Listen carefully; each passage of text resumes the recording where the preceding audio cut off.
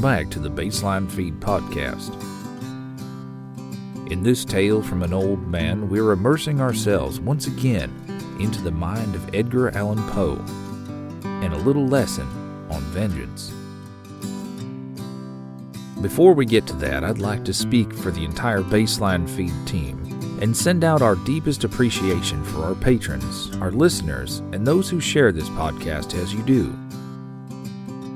Our goal here is to provide an opportunity to break the barriers holding back new voice actors and writers, and provide for them a platform to express their artistic side. In this story, we hear about how being wronged in small ways over a period of time can drive a person to do terrible things. Not only does it fester inside, it can twist the mind to make it believe that committing horrors whilst looking into the eyes of the victim is the only solution. It can even turn brother against brother in deplorable acts. Now, let us sit back and enjoy the performance of J. Phillip Morris as poor Fortunato, who endures and eventually succumbs to the wrath of vengeance, while experiencing every stage of grief.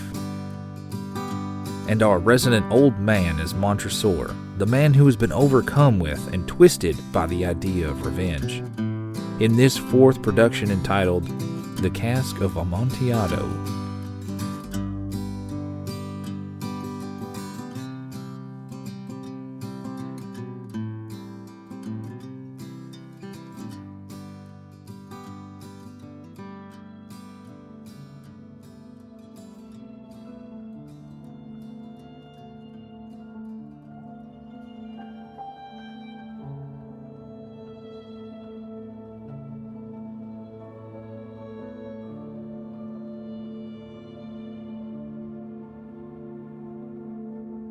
The 1,000 injuries of Fortunato I had bore as best I could.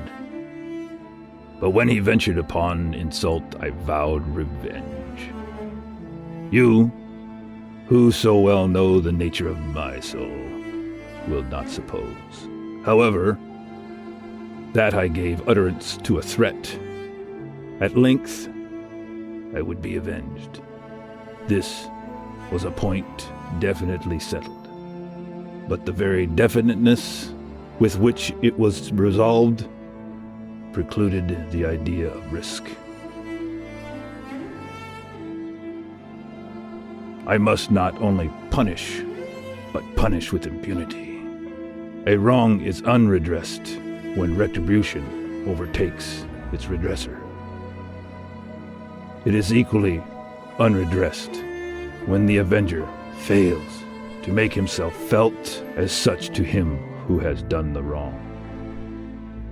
It must be understood that neither by word nor deed had I given Fortunato cause to doubt my goodwill. I continued, as was my wont, to smile in his face, and he did not perceive that my smile now was at the thought of his immolation. He had a weak point, this Fortunato. Although in other regards he was a man to be respected and even feared. He prided himself on his connoisseurship of wine. Few Italians have the true virtuoso spirit.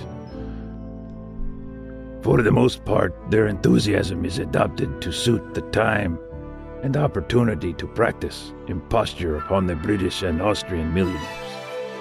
In painting and gemmery, Fortunato, like his countrymen, was a quack.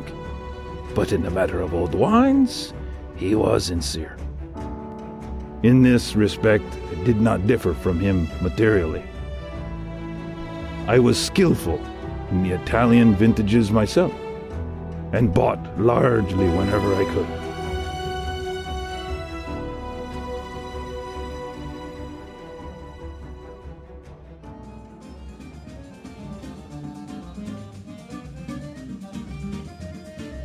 It was about dusk one evening, during the supreme madness of the carnival season, that I encountered my friend. He accosted me with excessive warmth, for he had been drinking too much. The man wore motley, He had on a tight-fitting, party-striped dress, and his head was surmounted by the conical cap and bells. I was so pleased to see him that I thought I should never have wrung his hand. My dear Fortunato, you are lucky met. How remarkably well you are looking today. But I have received a pipe of what passes for Amontillado, and I have my doubts. How? Amontillado?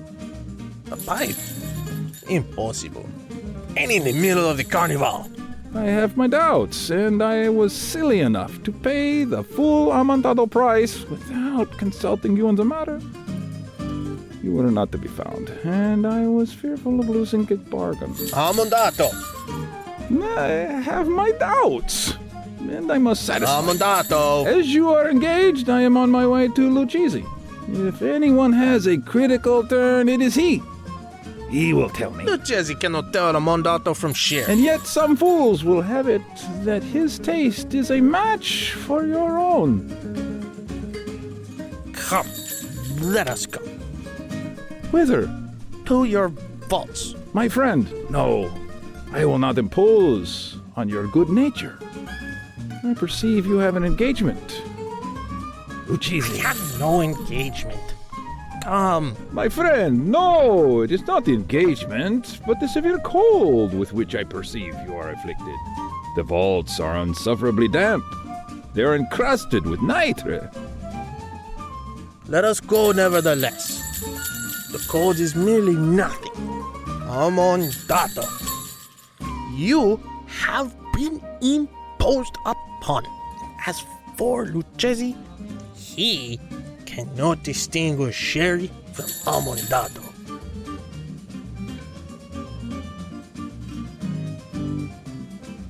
Thus speaking, Fortunato possessed himself upon my arm, putting on a mask of black silk and drawing a reliquary closely about my person.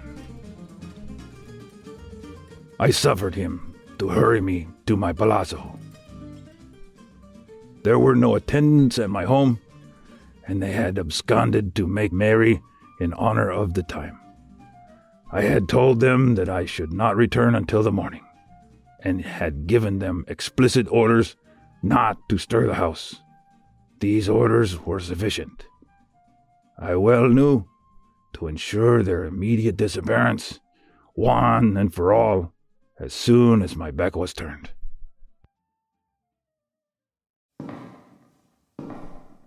I took from their sconces 2 flambeaux, and giving one to Fortunato, bowed him through several suites of rooms to the archway that led into the halls. I passed down a long and winding staircase, requesting him to be cautious as he followed. We came at length to the foot of the descent, and stood together on the damp ground of the catacombs of the Montessors. The gait of my friend was unsteady, and the bells upon his cap jingled as he strode. The pipe. It is further on. But observe the white webwork which gleams from these cavern walls. He turned towards me and looked into my eyes with 2 filmy orbs that distilled the rim of intoxication. Nitro. Ye nitre, and how long have you had this cough?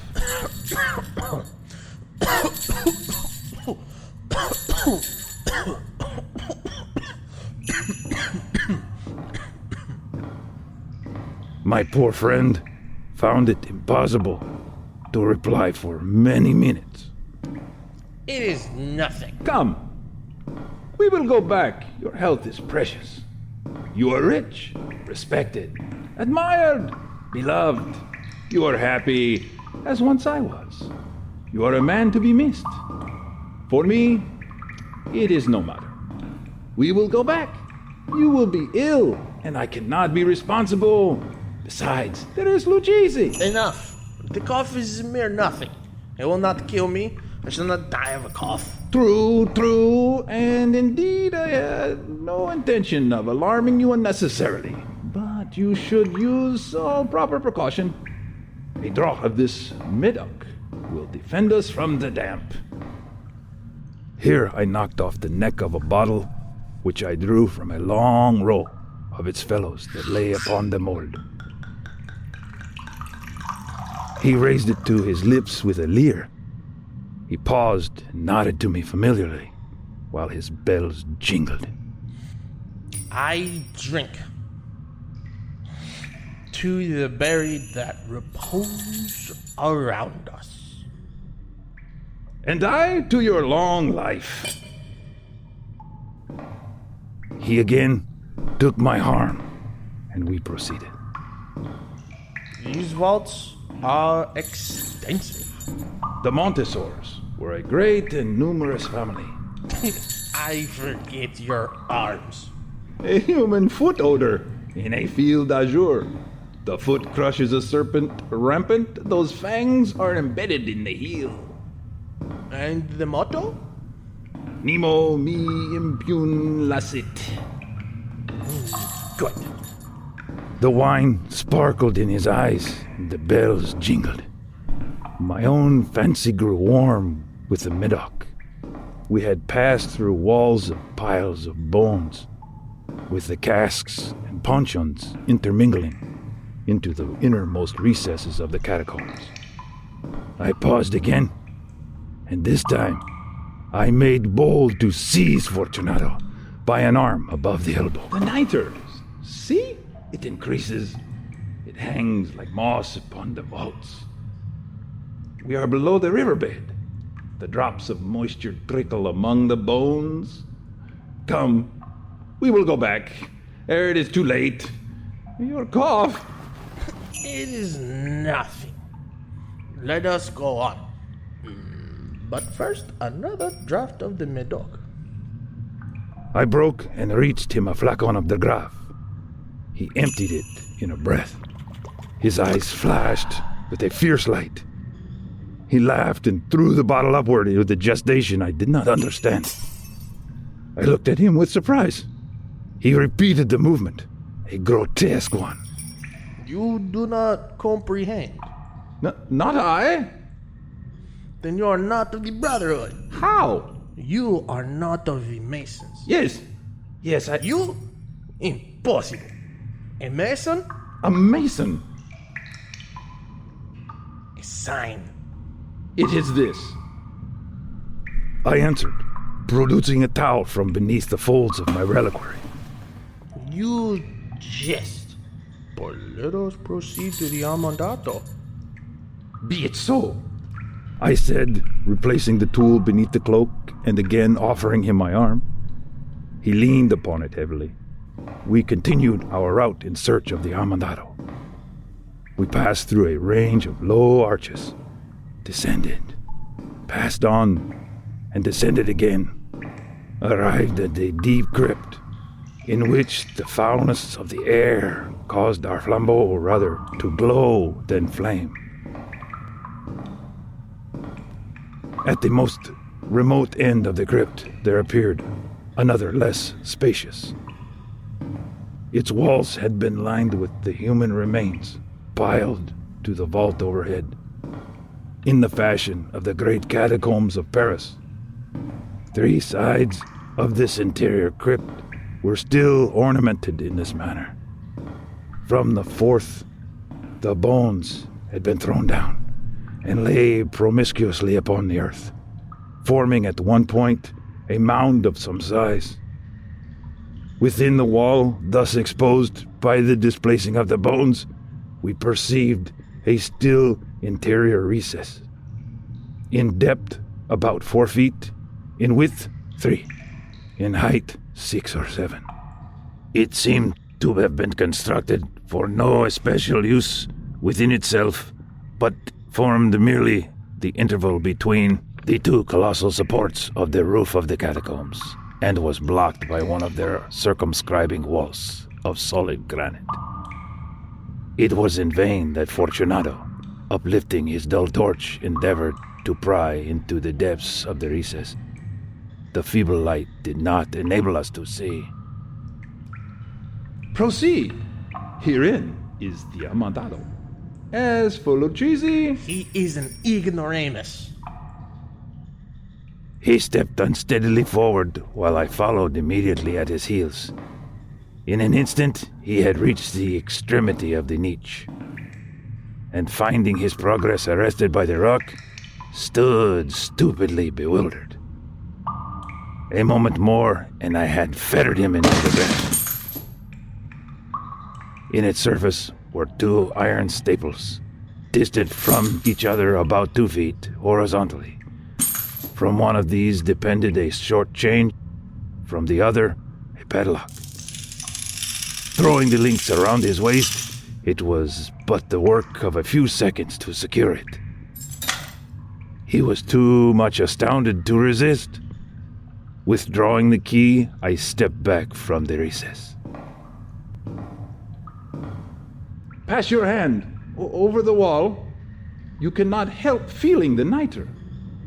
Indeed, it is very damp. Once more, let me implore you to return. No? Then I will positively leave you. But I must first render you all the little attentions in my power. The Amontillado! True, the Amontillado. As I said these words, I busied myself among the pile of the bones of which I have before spoken. Throwing them aside, I soon uncovered a quantity of building stone and mortar. With these materials and the aid of my trowel, I began vigorously to wall up the entrance of the niche. I had scarcely laid the first tier of my masonry when I discovered that the intoxication of Fortunato had in great measure worn off. The earliest indication of this was a low, moaning cry from the depth of the recess. It was not a cry of a drunken man. There was then a long and obstinate silence. I laid the second tier, and the third, and the fourth. And then I heard a furious vibration of the chain.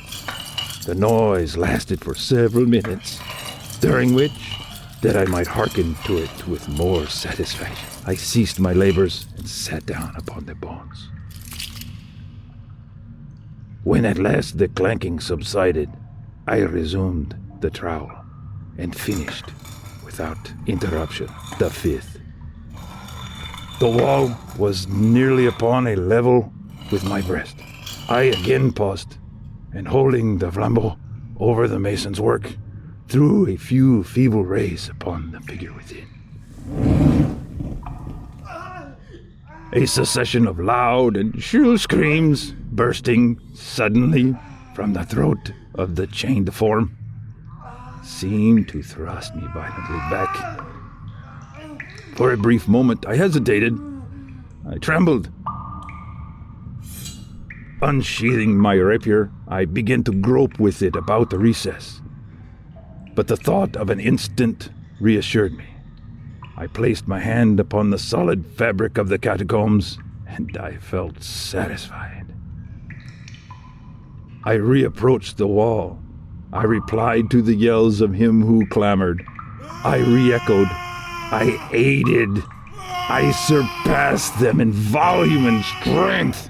I did this, and the clamor grew still. It was now midnight, and my task was drawing to a close. I had completed the 8th, the 9th, and the 10th tier. I had finished a portion of the last and the 11th. There remained but a single stone to be fitted and plastered in. I struggled with its weight. I placed it partially in its destined position. But now, from out the niche, a low laugh that erected the hairs upon my head. It was succeeded by a sad voice, which I had difficulty in recognizing as that of the noble Fortunato. The voice said,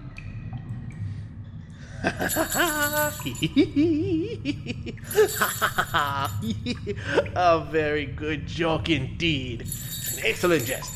We will have many a rich laugh at the palazzo. Over our wine. "The Amontillado!" Yes, the Amontillado. But is it not getting late? Will they not be awaiting us at the palazzo? The Lady Fortuna and the rest? Let us be gone. "Yes, let us be gone."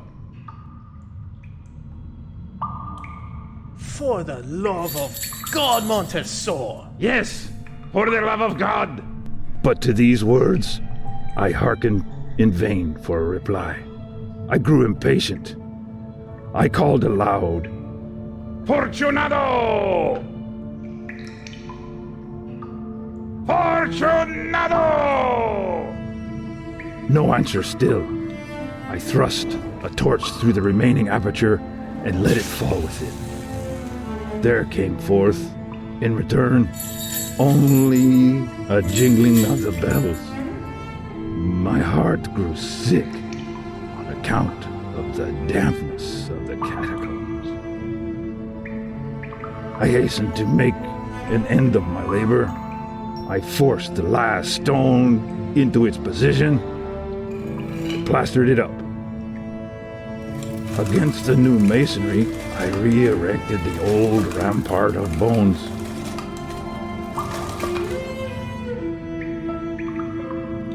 For half of a century, no mortal has disturbed them.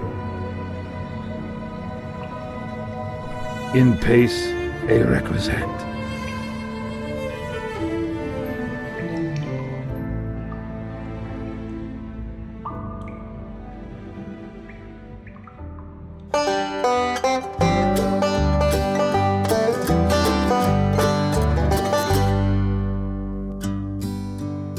Thank you for listening. Keep on the lookout for more tales from an old man. Baseline Feed is in collaboration with the Grey Roots Productions Network. Feel free to check out our website at baselinefeed.com. There, you can see all of our episodes, submit stories for future productions, voice demos for jumping into the audio drama industry, and even chat with us directly. Also, consider contributing to our podcast by checking out our Patreon page for early access to all episodes, ad-free listening, and a few bonuses along the way.